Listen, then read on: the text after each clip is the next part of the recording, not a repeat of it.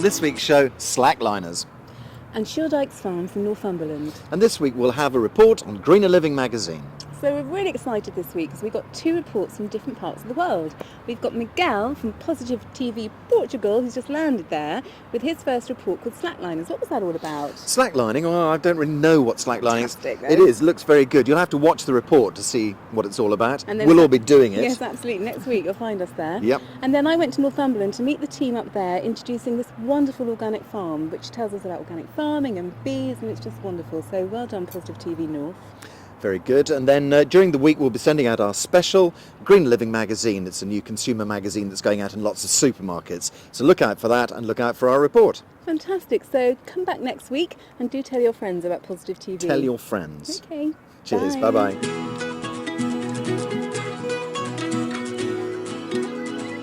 One of the most magical things about slacklining is that people are not very used to see. They're not very used to see this like activity. So it gathers a lot of people. By gathering a lot of people, you have to communicate with them, and it obviously leads to, you know, lots of friendships and lots of relationships with people that you never thought, you know, that you'd meet them or talk to them. And the line basically shortens that distance between me and any other person that's walking on the street. So it's magical. I think it's magical for sure. Remember when you used to be able to do magic? Magic. When you were... It's I'm on my left leg right now, and if I want to take a step, I just put my right foot there and I let go of the back one. So as you can see, if you can practice one leg and then the other, and then you just do this, take off the back foot, it tends to be pretty simple. So take off the back foot, and there's pretty much nothing to it except smile. It's always important. And toe to toe, keep the concentration, keep the breathing going, and this is the first goal. The first goal is to reach the end of the line. Woo! Then there's so many tricks that can be done on the slack line.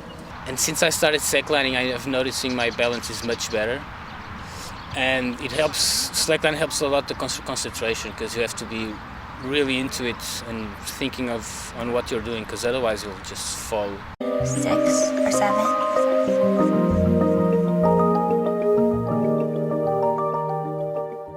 Used to be able to do magic. When we have some spare time, normally on weekends we come to this popular places around Lisbon where a lot of people pass to basically show this to everybody who wants to look and take advantage to teach some people and get some more slackers on the line.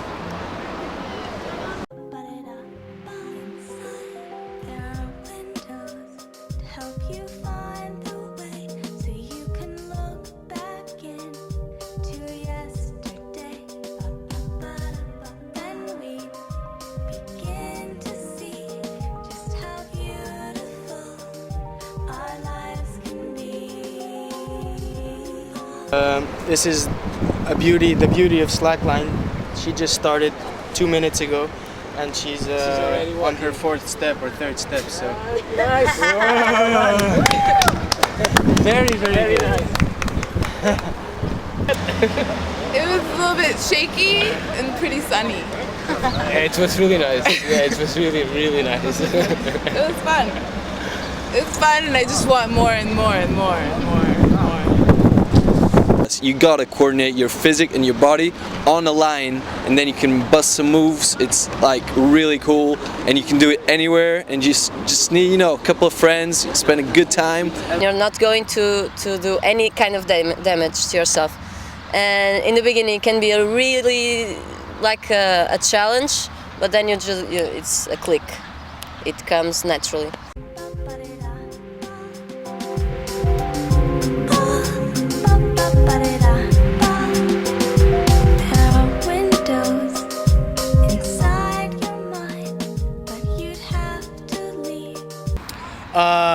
Another great factor of slackline is that you have to concentrate, you know, you have to be here now. You can't be thinking about, you know, your girlfriend or the problems you're having with work or this or that. When you're on the line, you're on the line. If you're not going to be that successful. You're going to have fun, but, you know, not that much, because it's 10 times harder. So it really brings you down to earth, brings you down to the place where you are, and it puts a little, like, everything a little bit more into perspective. Feel free to show up.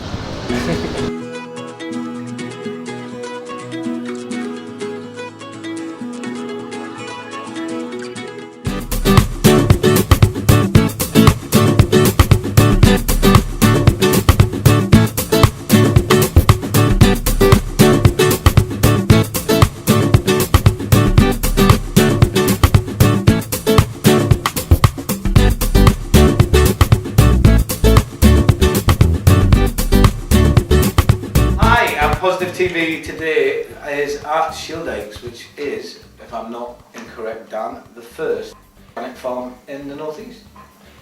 It was one of the first. It was one of the first, but you certainly set the trend. Get down, Ralphie. You set the trend for those that followed. You were one of the first people diversifying stuff. But would you just give us a little rundown on how long the farm, about the farm, where it's from, and where you're going? And how farming is today? Yeah, well, we've been farmers on Shieldykes for 5 generations. Farmers have done numerous things to diversify their business, and one thing we did about 10 years ago was turn the farm organic. Back in 2002 we set up farm diversification called Convert Composting. The farm can benefit from putting the compost on it, and also it's a saleable product. So what we do at Convert Composting is we take garden waste, the stuff that people cut from their garden and throw away, and we turn it into fantastic garden compost. So that's perfect. Watch, if I just press it, it crumbles.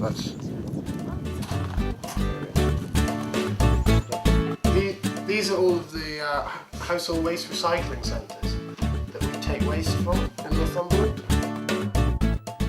I was looking at organic produce in the supermarket, and I noticed that organic apples often came from Africa and places far away. Right. And looking into it, I realised that the UK supply of organic apples was absolutely minute. It turns out they can only supply UK organic apples into supermarkets in the UK for 10 days a year. 10 days? 10 days a year.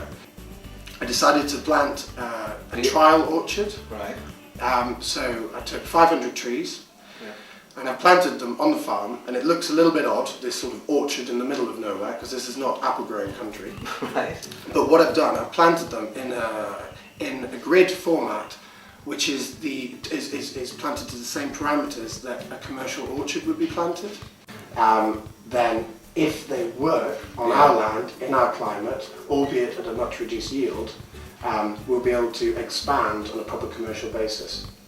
The funny thing about that, Dan, is that at PositiveTV we've got, if you pardon the pun, a big enough on it about saving bees, and bees of course need apple in order to be bees. And I'm going to use another daft metaphor here. It's a hive of inactivity at the moment, but apparently you're doing something about that as well, is that right? We are. Bees are very important to all plants in pollination. So what we've decided to do is plant wildflowers all around the orchard. Wow. And this will attract bees in, but then we can use the bees to help pollinate our apple trees and bring fruit to the trees. We all know how important it is now, more than ever, to replace fossil fuel powered energy with something that's sustainable. So what we hope to do in the very near future is anaerobic digestion. This, sounds cool, doesn't it? Yeah, it does. I like that. So what this is, probiotic? whereas at the minute we compost garden waste in the presence of oxygen, so the bacteria and microbes work away breathing in basically. Anaerobic digestion is the same process but without oxygen, and different kinds of bacteria are present, and then what happens is methane is produced. Never. We can take this methane, simply clean it and then burn it and produce electricity. Cool. You heard it here first. Ladies and gentlemen, the future of farming Dan Robinson, Shield Egg Farm. Thank you so much. Cheers.